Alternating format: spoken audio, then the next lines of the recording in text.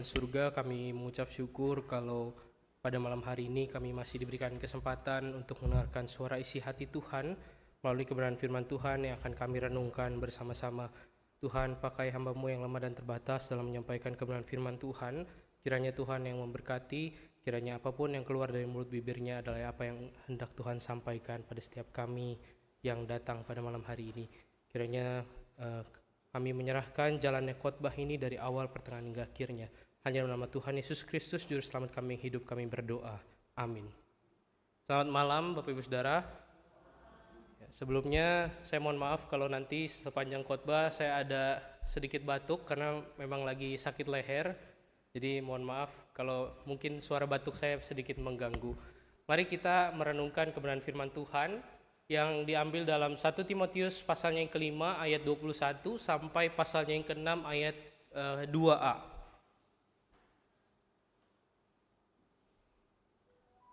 1 Timotius pasal 5 ayat 21 sampai 6 ayat 2a. Saya mau kita membacanya secara bergantian. Saya ayat yang 21, Bapak Ibu Saudara ayat 22, begitu seterusnya sampai ayatnya yang ke-2a. Sudah ketemu Bapak Ibu Saudara?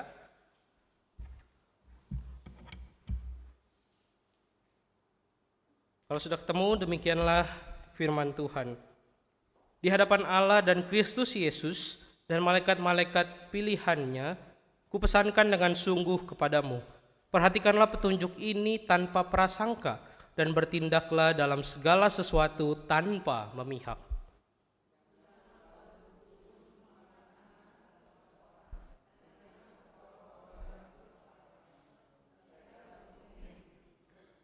Janganlah lagi minum air saja, melainkan tambahkan anggur sedikit, berhubung pencernaanmu terganggu dan tubuhmu sering lemah.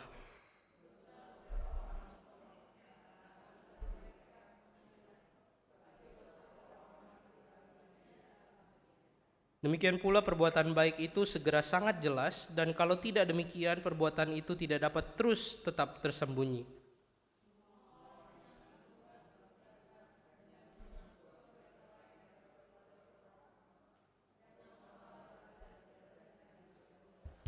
Mereka yang mempunyai tuan yang percaya, janganlah kurang menghormati dia karena dia saudara seiman. Melainkan hendaklah mereka melayani dia dengan lebih lagi, karena tuan yang menerima pelayanan mereka itu orang percaya dan terkasih. Demikian pembacaan firman Tuhan. Bapak Saudara, bagian firman Tuhan yang kita baca dalam perikop Timotius pasal 5 ayat 21 sampai 6 ayat yang kedua A ini ada di dalam bagan ini begitu ya. Jadi kurang lebih 3 minggu yang lalu, kalau Bapak Ibu Saudara ingat, Lost Titian mengkhotbahkan tentang bagaimana memperlakukan janda-janda begitu. Ini juga berhubungan dengan masalah-masalah yang terjadi di gereja Efesus pada waktu itu. Dan kemudian 2 minggu lalu sebelum kita Imlek, itu Lost Budi juga sudah mengkhotbahkan tentang bagaimana kita memperlakukan para pemimpin, para penatua-penatua gereja, para pemimpin-pemimpin gereja, dan bahkan hamba-hamba Tuhan di sana. Dan hari ini itu masih di dalam bagian yang kedua di dalam 1 Timotius 5 ayat 17 sampai 25 ini, di bagian kesimpulannya. Jadi setelah memberikan nasihat bagaimana memperlakukan janda-janda dan pemimpin gereja pada waktu itu, Paulus menyimpulkan perkataan nasihat-nasihat yang sudah diberikan kepada Timotius, dan kemudian setelah menyimpulkan, dia melanjutkan untuk warga kelas 3 pada waktu itu, yaitu para hamba atau pada budak yang ada di dalam tatanan masyarakat pada waktu itu. Nah, kesimpulan ini berbunyi demikian. Di hadapan Allah dan Kristus Yesus dan malaikat-malaikat pilihannya, kupesankan dengan sungguh kepadamu, camkanlah petunjuk ini tanpa prasangka dan bertindaklah dalam segala sesuatu tanpa memihak. Bagian yang kita baca ini adalah nasihat lanjutan atau bisa dibilang kesimpulan dari semua nasihat yang di atas begitu. Dan nasihat Paulus kepada Timotius ini diberikan kepada Timotius untuk melakukan semua instruksi melakukan menghadapi para janda-janda dan juga instruksi kepada para pemimpin gereja dengan tanpa prasangka atau tanpa berdasarkan rasanya atau kelihatannya. Bapak Saudara, kalau kita berbicara tentang melakukan semua instruksi, melakukan semua hal tanpa prasangka, tanpa perasaan, tanpa rasanya, tanpa kelihatannya, ada satu ilustrasi yang ingin saya tunjukkan kepada Bapak Saudara. Mari kita lihat foto ini begitu. Di dalam foto ini tampak sekumpulan pemuda yang rambutnya jabrik-jabrik, yang mungkin ada tatoan gitu ya. Terus kemudian bajunya juga jaket kulit segala macam gitu. Bapak Saudara, setelah melihat foto ini, Bapak Saudara bayangkan ketika Bapak Saudara harus pulang tengah malam, terus harus jalan karena pesan Grab nggak dapet begitu ya. Akhirnya jalan. Terus ketika jalan di jalan yang sepi ketemu sekelompok orang-orang tersebut. Kira-kira apakah Bapak Saudara ngeri nggak? Takut ya? Sebagian dari kita mungkin akan memilih untuk tetap lewat, tapi hati-hati begitu. Tetap lewat, tetap memperhatikan gerak-gerik mereka, tetap lebih was-was begitu. Tetap memilih untuk lewat, tapi tetap was-was. Atau mungkin ada sebagian dari kita yang memilih untuk memutar atau cari jalan yang lain. Kenapa? Karena kita menilai mereka berdasarkan penampilan mereka. Karena biasanya kita menilai orang-orang dengan dandanan seperti ini adalah preman atau mungkin jangan-jangan begal begitu. Meskipun ini adalah bukan foto preman, bukan foto begal Bapak Saudara, tapi ini adalah salah satu kelompok yang menyukai dandanan yang disebut punk gitu ya. Jadi ini adalah anak-anak punk. Tapi kebanyakan sebagai orang Indonesia terutama ketika lihat orang rambutnya acak-acakan, ketika tatoan, jaketnya kulit begitu, terus bolong-bolong celananya kayak belum dijahit, biasanya kita berprasangka bahwa dia itu adalah preman atau mungkin begal atau pelaku kejahatan. Bapak Saudara, ini adalah contoh dari apa yang yang disebut dengan prasangka itu. Dan prasangka itu artinya kita menilai seseorang sebelum kita tahu betul, sebelum kita kenal betul dengan suatu hal tersebut atau dengan seseorang. Dan nasihat yang diberikan Paulus kepada Timotius adalah supaya dia melakukan semua perintah yang sudah dikotbahkan oleh Setitian dan Laus Budi kemarin beberapa minggu yang lalu dengan tanpa prasangka. Artinya Timotius tidak bisa menghakimi seseorang atau memperlakukan seseorang berdasarkan prasangkanya sendiri. Karena kebenaran, yang namanya kebenaran itu harus diuji terlebih dahulu, harus dirasakan dulu, diuji oleh waktu, bahkan beberapa orang katakan, barulah sebagai pemimpin gereja Timotius dapat menentukan apakah orang ini, entah baik itu janda-janda ataupun para pemimpin gereja pada waktu itu benar atau salah. Jadi dia tidak bisa menentukan seseorang ini benar, salah dan langsung mengikuti perintah Paulus semena-mena hanya berdasarkan prasangka. Oh, menurut saya kayaknya ini dari penampilan dia orangnya licik nih, jangan-jangan, oh pasti dia nih salah nih. Tidak bisa Bapak Saudara. Karena kebenaran itu harus diuji terlebih dahulu, harus diuji oleh waktu dan kelihatan pada akhirnya begitu. Dan sebagai pemimpin gereja, Paulus menasihatkan kepada Timotius bahwa ketika kamu melakukan semua instruksi tersebut, bagaimana menghadapi para janda-janda dan masalah tentang janda-janda pada waktu itu, bagaimana menghadapi pemimpin-pemimpin gereja dengan masalah dengan para pemimpin gereja pada waktu itu, tidak boleh menentukan dia benar atau salah hanya berdasarkan prasangka. Dan kalau dipikir-pikir, memang bisa repot juga kalau Timotius ini sebagai pemimpin gereja menilai segala sesuatunya hanya berdasarkan prasangka. Bisa-bisa gerejanya bukan semakin tertib, tapi malah semakin ricuh. Karena semua orang percaya malah saling tuduh-menuduh, malah saling salah menyalahkan hanya berdasarkan prasangka. Dan nasihat ini juga diberikan bukan hanya untuk kepada Timotius sebagai pemimpin gereja pada waktu itu, tetapi nasihat Paulus kepada Timotius ini juga adalah nasihat untuk setiap kita. Saya ada satu contoh yang mungkin bisa menjelaskan begitu ya, bagaimana bahayanya prasangka ini jika ada di dalam gereja. Anggaplah saya ambil contoh, misalnya ada seorang jemaat yang tidak suka dengan saya gitu. Dia bilang, Pastor Jason saya nggak suka tuh, dia makannya banyak. Contoh ya Bapak Saudara ya, saya berharap Bapak Saudara nggak ada yang nggak suka sama saya karena saya makan banyak ya. Tetapi anggaplah ada seorang jemaat A begitu, dia bilang, saya nggak suka nih dengan Pastor Jason, makannya banyak. Saya kalau masak bakmi, Mbak Yuli bilang mungkin ya, misalnya Mbak Yuli, saya masak bakmi 1 mangkok habis sendirian. Misalnya begitu Bapak Saudara. Tetapi karena ada prasangka dia tidak suka dengan saya, misalnya karena makannya banyak, ketika saya melakukan hal-hal yang lain, pasti dihubung-hubungkan. Saya misalnya ambil contoh, misalnya Pastor Jason ketiduran gitu ya, jadi telat datang ibadah. Oh dia sih memang makannya banyak, pasti makannya banyak, tidurnya kayak kebo begitu. Makanya susah bangunnya. Karena memang ada rasa tidak suka dan berprasangka, akhirnya apapun kesalahan atau apapun yang diperbuat dalam contoh cerita ini saya, pasti dihubung-hubungkan. Dan ini sangat berbahaya begitu. Padahal mungkin sebetulnya Pastor Jason ini ketiduran bukan karena makannya banyak terus jadi susah bangun gitu, tapi misalnya karena habis mempersiapkan khotbah malam gitu, tidurnya jadinya.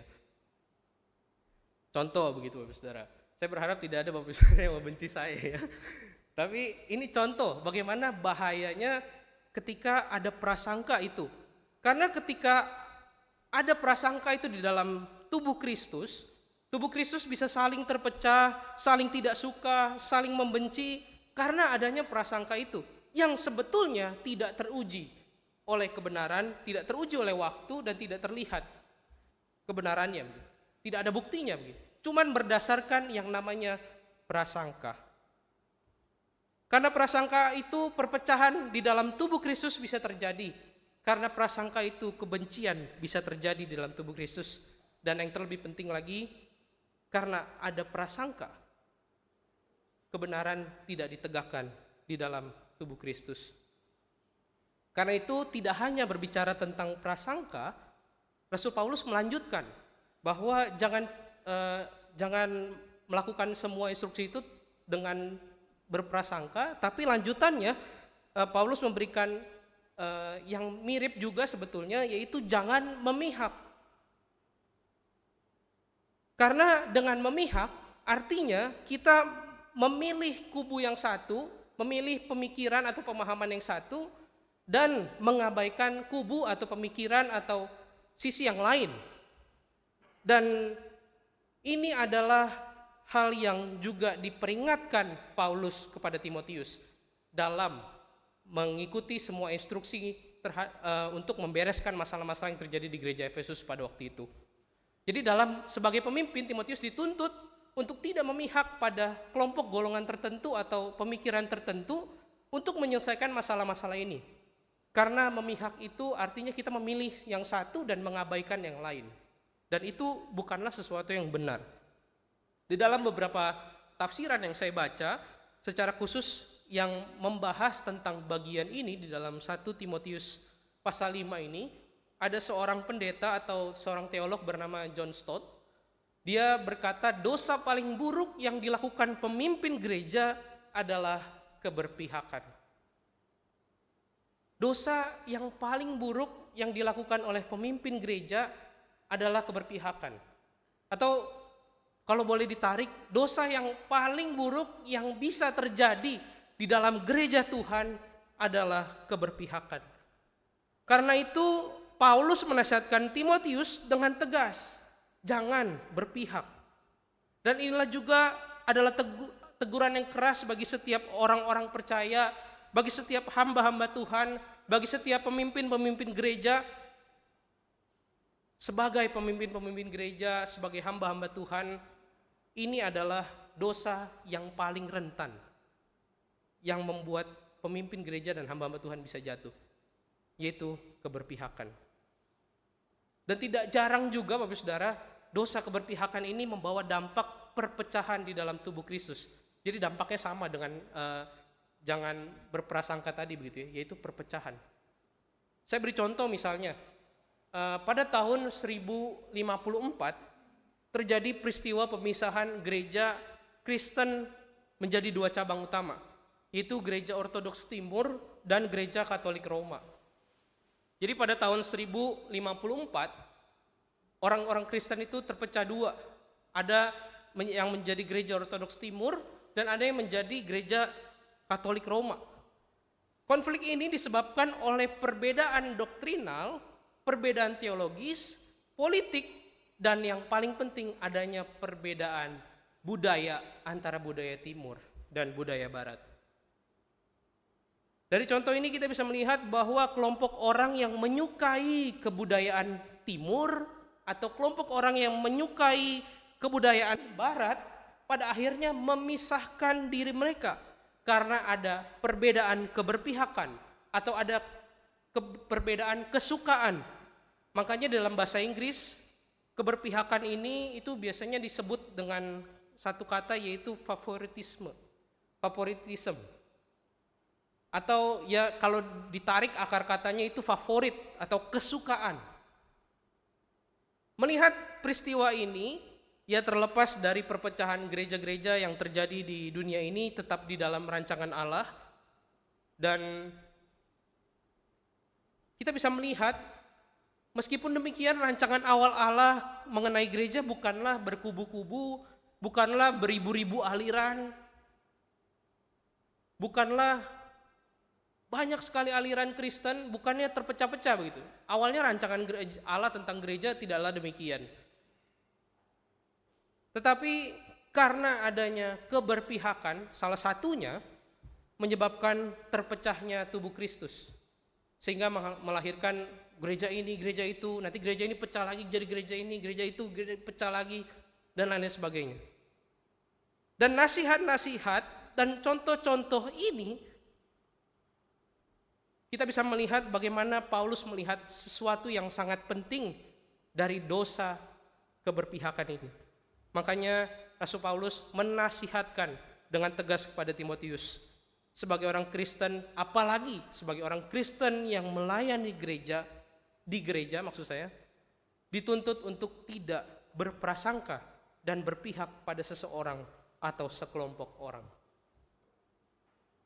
Karena dengan tidak berpihak dan tidak berprasangka, keadilan dan kebenaran di dalam pelayanan bisa dijunjung tinggi. Saudara, setelah menasihatkan Timotius untuk melakukan semua nasihat Paulus terhadap janda-janda, terhadap pemimpin-pemimpin gereja, dan menasihatinya untuk tidak berprasangka dalam mengambil keputusan, untuk tidak berpihak dalam membereskan masalah-masalah ini, Paulus juga memperingati Timotius untuk tidak terjatuh atau tidak ikut terjatuh di dalam dosa. Atau juga bahkan catatan penting, tidak sembarangan memberkati seseorang. Hal ini merupakan peringatan Paulus kepada Timotius untuk menjaga kemurnian hatinya. 1 Timotius 5 ayat 22 berkata, janganlah engkau terburu-buru menumpangkan tangan atas seseorang, dan janganlah terbawa-bawa ke dalam dosa orang lain. Kesimpulannya, jagalah kemurnian dirimu. Bapak Saudara, kemurnian hati adalah kunci dari keadilan dan kebenaran di dalam tubuh Kristus atau gereja itu bisa ditegakkan. Kalau hatinya tidak murni, maka dalam hal melayani kita dapat jatuh kepada keberpihakan. Kalau hatinya tidak murni, ketika seseorang melayani, maka kita bisa jatuh di dalam dosa berprasangka tersebut. Saya ambil contoh misalnya, ketika seorang pelaku kejahatan ditangkap polisi, hal yang ditanya dan dicari tahu polisi kepada pelaku pembunuhan misalnya, biasanya yang ditanya adalah motif, benar ya Bapak Saudara ya? Apa motifnya Pak? Gitu. Kenapa rela membunuh? Apa motifnya? Gitu. Atau beberapa waktu yang lalu, saya rasa udah beberapa tahun yang lalu ya, pernah ada satu berita tentang orang yang membunuh bosnya terus disemen. Mungkin Bapak Ibu Saudara juga tahu kali ya. Itu cukup terkenal tuh rasanya, di mana-mana media sosial ada berita itu. Dan biasanya ketika ditangkap yang ditanya itu apa motivasinya pelaku melakukan kejahatan itu. Kenapa polisi cari tahu, orang udah ketangkep repot-repot amat sih nyari-nyari motivasi. Kenapa Bapak Saudara? Karena hati menjadi kunci untuk seseorang melakukan sesuatu. Saya ulang sekali lagi, hati adalah kunci seseorang melakukan sesuatu. Karena itu kemurnian hati adalah kunci dari kehidupan orang percaya yang benar, supaya dia tidak jatuh ke dalam dosa berprasangka terhadap orang lain ataupun keberpihakan kepada kelompok-kelompok orang. Tuhan Yesus pun pernah berkata di dalam Lukas 6 ayat 45, orang-orang yang baik mengeluarkan barang yang baik dari perbendaharaan hatinya yang baik. Orang-orang jahat mengeluarkan barang-barang yang jahat dari perbendaharaan yang jahat. Karena yang diucapkan mulutnya meluap dari hatinya. Perkataan Yesus ini kembali menegaskan bagaimana kemurnian hati adalah kunci dari kehidupan orang percaya yang akhirnya akan tampak keluar dari kehidupan, dari perkataan, dan bahkan dari tingkah laku. Di dalam konteks kita melayani di gereja Tuhan, kita mungkin akan menemukan banyak sekali masalah, perdebatan, pergesekan, dan lain sebagainya. Namun peringatan Rasul Paulus kepada Timotius untuk menjaga hatinya, untuk tetap bersih, ini juga adalah peringatan yang diberikan kepada setiap kita pelayan-pelayan Tuhan, ataupun pemimpin-pemimpin gereja, untuk menjaga hati kita tetap murni di hadapan Allah. Karena ketika kita menjaga hati kita murni di hadapan Allah, kita telah menegakkan keadilan dan kebenaran yang terpancar dari kemurnian hati kita. Jadi tidak jatuh di dalam dosa berprasangka buruk dengan orang lain, atau tidak jatuh di dalam dosa keberpihakan ini bisa terjadi kalau kita menjaga hati kita tetap murni. Tetapi Paulus tidak hanya memperingati kepada Timotius untuk menjaga kemurnian hatinya begitu. Jadi di ayat 22 ini Paulus menasihati Timotius untuk menjaga kemurnian hatinya. Tetapi ada satu bagian yang tidak kalah penting yang juga disarankan Rasul Paulus untuk dijaga juga oleh Timotius, yaitu menjaga kesehatan tubuhnya. Kalau kita baca 1 Timotius 5 ayat 23, dikatakan demikian, janganlah lagi minum air saja, melainkan tambahkanlah anggur sedikit, berhubung pencernaanmu terganggu dan tubuhmu sering lemah. Tampaknya dari ayat ini kita bisa melihat bahwa Timotius ini adalah remaja jompo ya Bapak Ibu Saudara ya. Dia masih muda ya, kita tahu, bahkan ayatnya itu terkenal, janganlah seorang pun menganggap engkau rendah karena engkau muda. Jadi memang dia masih muda nih, pemimpin gereja yang muda. Tapi dari ayat ini kita bisa melihat bahwa dia sebenarnya fisiknya lemah begitu ya. Jadi kalau bahasa zaman anak-anak sekarang ini namanya remaja jompo begitu ya. Jadi masih muda tapi gampang capek, gampang sakit, gampang flu, gampang batuk gitu. Remaja jompo ternyata Bapak Saudara Timotius ini ya. Dan makanya nasihat yang tidak kalah penting yang disampaikan Rasul Paulus ini adalah jangan minum air putih aja gitu. Tambahkan sedikit tolak angin mungkin kalau di Indonesia ini ya, supaya kamu lebih sehat begitu. Atau di dalam ayat ini tambahkan sedikit anggur begitu, karena itu bisa membantu pencernaanmu berhubung kamu lagi lemah bla bla bla dan lain sebagainya. Nasihat ini juga diberikan kepada Timotius untuk menjaga tubuhnya tetap sehat. Menurut penafsir, nasihat ini bukan cuma sekedar berbicara mengenai nasihat orang tua kepada anaknya. Misalnya kayak ibu-ibu sekalian yang lihat saya pilek, kasih obat. Bukan cuma sekedar, jangan lupa minum air hangat ya. Bukan cuma sekedar seperti itu Bapak Saudara. Tetapi di balik itu semua, Paulus melihat korelasi nyata bagaimana kemurnian hati tanpa dilengkapi kesehatan yang memadai akan menjadi pelayanan yang kurang powerful. Sambil contoh misalnya ada seorang muda yang sangat baik, sangat kaya, suka membantu, bijaksana, pokoknya sempurna deh. Kemudian, tapi dia sering sakit Bapak Ibu Saudara. Karena dia sering sakit, dia mesti sering bolak-balik ke rumah sakit, maka itu menghalanginya untuk melayani Tuhan, untuk melayani sesamanya. Dan sangat disayangkan sekali karena kesehatannya menghalangi dia untuk melakukan pekerjaan-pekerjaan baik seperti membantu orang dan lain sebagainya.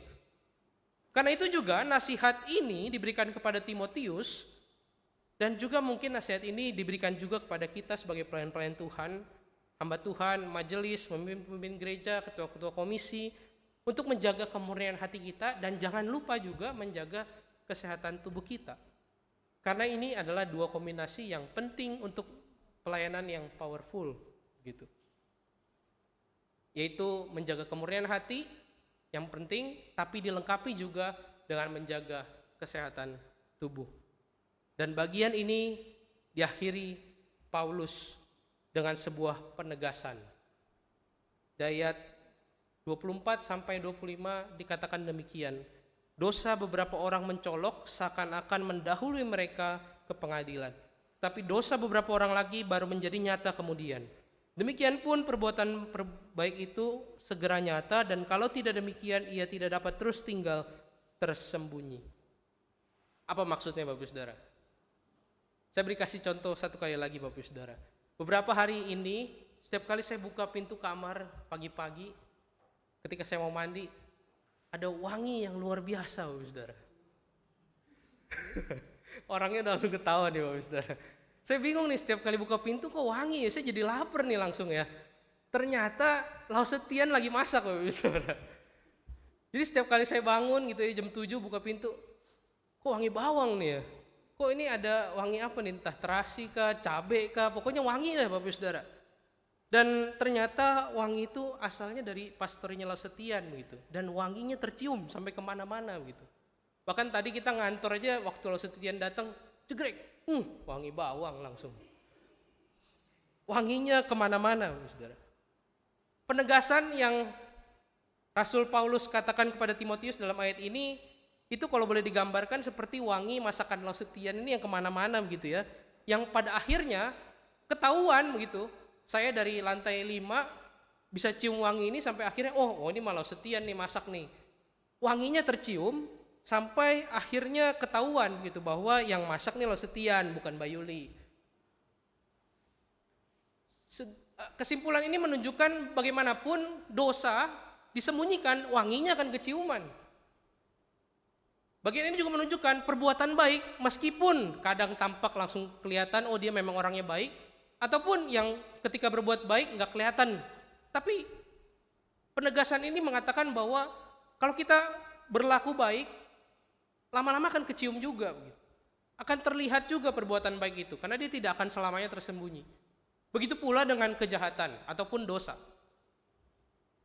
atau kebusukan hati seseorang. Pada akhirnya akan tercium juga, akan tampak juga. Ini adalah sebuah kesimpulan yang indah yang disampaikan Rasul Paulus kepada Timotius, yaitu untuk menjaga hatinya tetap murni dan juga menjaga kesehatan hatinya, dan lakukanlah kebenaran dan keadilan dalam pelayanannya.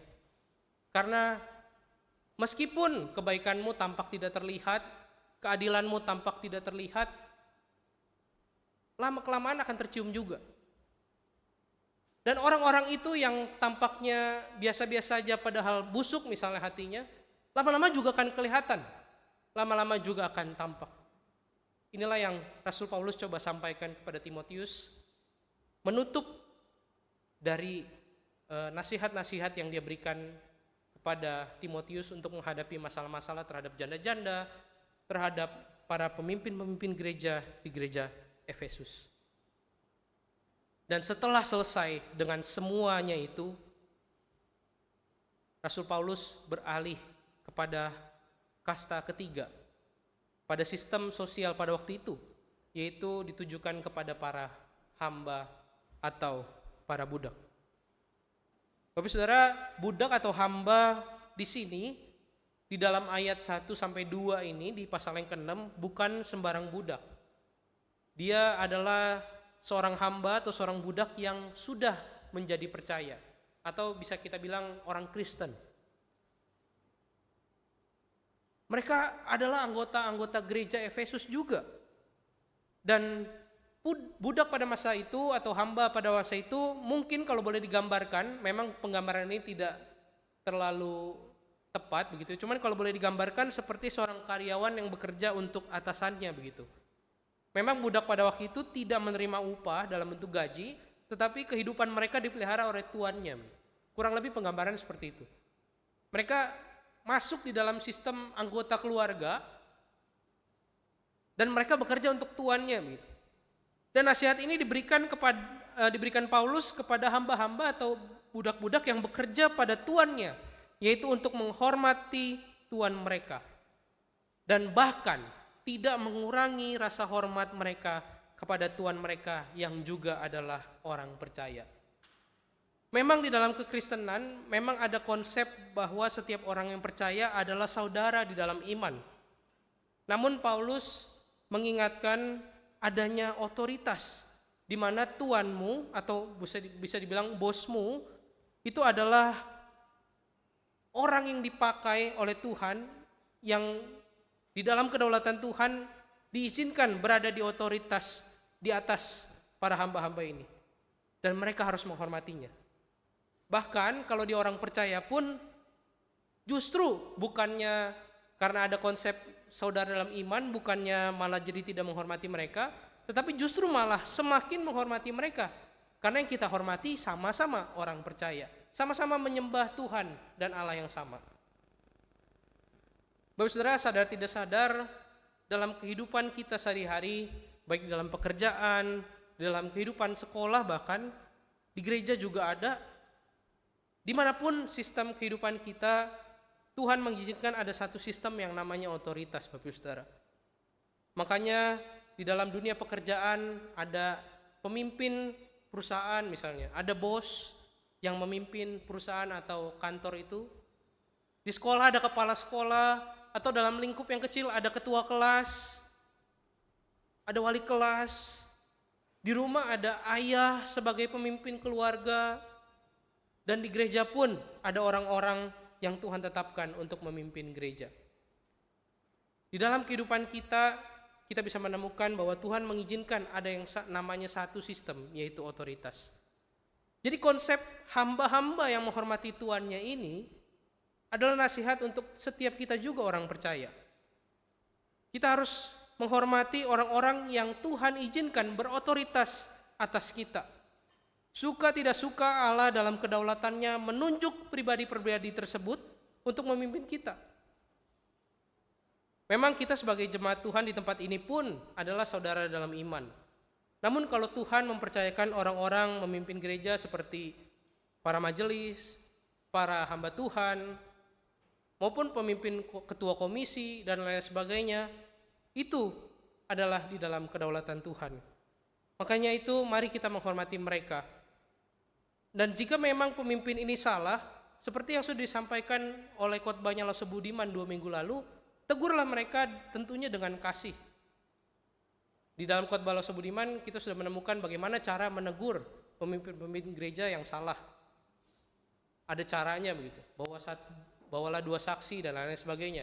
Bapak saudara boleh baca lagi di rumah untuk supaya ingat lagi begitu ya. Lalu sekarang pertanyaannya, apa hubungannya dengan tema kita adil di dalam melayani? Bapak saudara, kata kuncinya adalah saling menghormati. Saling menghormati adalah kunci kehidupan yang adil dan yang benar. Bagian-bagian sebelumnya seperti yang sudah dikhotbahkan Lause Tian, menghormati janda-janda, bagian dan bagaimana memperlakukan mereka. Terus bagian selanjutnya dikhotbahkan Lause Budiman untuk menunjukkan bagaimana menghormati para pemimpin dan menegur jika mereka melakukan kesalahan. Dan bagian ini menunjukkan bagaimana seorang hamba menghormati tuannya. Dan bagaimana sebagai orang percaya kita paham dan tahu bahwa ada yang namanya sistem otoritas yang dipercayakan Tuhan dalam kehidupan kita. Dan karena itu kita harus saling memiliki hidup yang saling menghormati. Dan gaya hidup seperti inilah yang harus dimiliki setiap orang percaya. Karena dengan saling menghormati, secara tidak langsung kita sudah mengakui bahwa semua manusia berhak menerima penghormatan, baik pemimpin, baik bawahan, atau karyawan layak mendapatkan penghormatan. Dan kata kunci saling menghormati ini menunjukkan keadilan dan kebenaran. Bapak Saudara, menghormati itu tidak sama dengan mengikuti. Menghormati itu menghargai setiap keputusan, tindakan, ataupun pendapat yang diambil seseorang atau pemimpin kita, atau orang yang berotoritas di atas kita. Tetapi jika hal itu bertentangan dengan firman Tuhan, kita tidak mengikutinya dan menegurnya. Atau bahkan kita menasehatinya. Bukan berarti kalau dia berotoritas di atas kita, kita tidak boleh menasehatinya begitu ya. Menghormatinya artinya justru menghargai keputusan yang dia buat, namun dengan catatan kalau tidak sesuai dengan firman Tuhan, kita harus menegur. Karena dengan menegur juga menunjukkan kita menghormati dia. Sedangkan kalau mengikuti, itu seperti anak bebek yang ngikutin induknya Bapak Saudara. Induknya ke kanan, dia ke kanan. Induknya ke kiri, dia ke kiri. Induknya lompat, dia lompat. Induknya jeblos, dia jeblos. Karena itu firman Tuhan hari ini mengajarkan kepada kita dan mengingatkan kita bahwa sebagai pelayan-pelayan Tuhan, hendaklah kita saling menghormati dan bukan saling mengikuti. Kalau saling mengikuti artinya, oh pokoknya selama dia yang mimpin, saya ikut aja, saya percaya aja. Bukankah ini jadi balik lagi nih ke khotbah saya yang awal tentang dosa keberpihakan? Benar ya Bapak Saudara?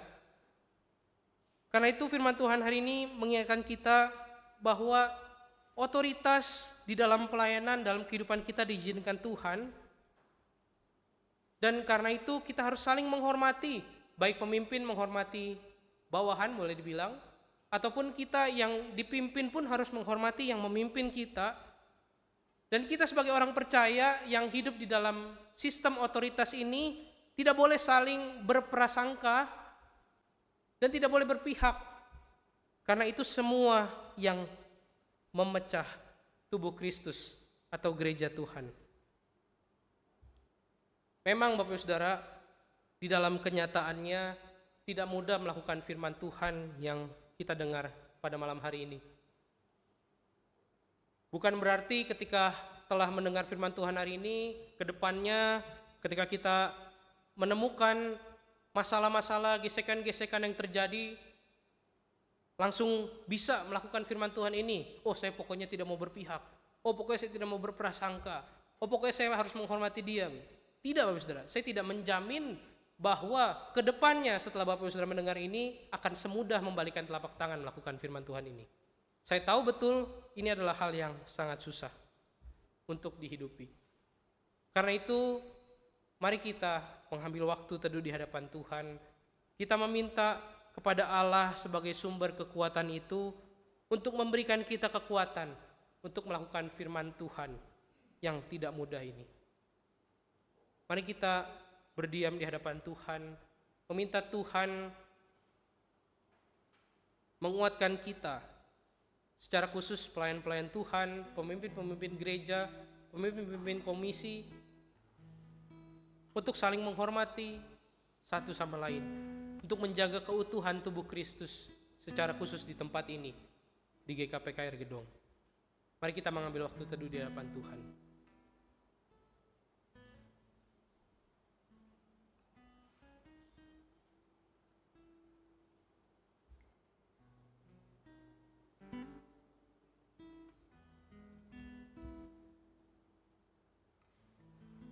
Ya Tuhan, sebagai orang-orang percaya di tempat ini kami tahu dan sadar bahwa firman Tuhan yang kami dengarkan saat ini bukanlah sesuatu yang dapat dengan mudah kami lakukan seperti membalikan telapak tangan. Karena itu kami dengan kesadaran penuh pada malam hari ini datang meminta kepada Allah sebagai sumber kekuatan kita untuk memberikan kita kekuatan untuk melakukan firman Tuhan ini. Tuhan, berikan kami hati yang lembut, berikan kami kekuatan yang asalnya dari Tuhan untuk melakukan kebenaran firman Tuhan ini. Kiranya dalam kehidupan kami boleh menjunjung tinggi keadilan dan kebenaran untuk menjaga kesatuan tubuh Kristus, gereja Tuhan, secara khusus di tempat ini. Hanya di dalam nama Tuhan Yesus Kristus kami berdoa dan mengucap syukur. Amin.